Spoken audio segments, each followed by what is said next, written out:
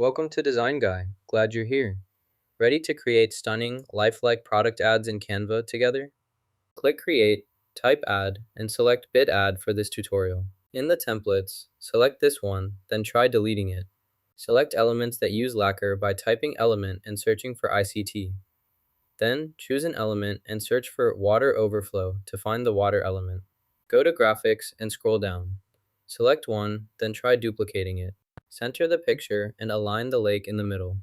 Next, select the ice element type and choose the ice cube object to use in your project. Place the object in this area. Change its color to match the ice stick color. Now it resembles the subject more closely.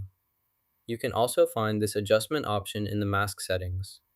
Make your selection, then save your changes. Add effects by going to Typecraft and selecting your desired options. Select your style and tracks. Then choose an effect in this area. Use the specified effect by typing IC to change the color. Add text, then go to the side and apply the outline effect. Click Add on the side and select the outline effect for the text to enhance its appearance. This is our final design.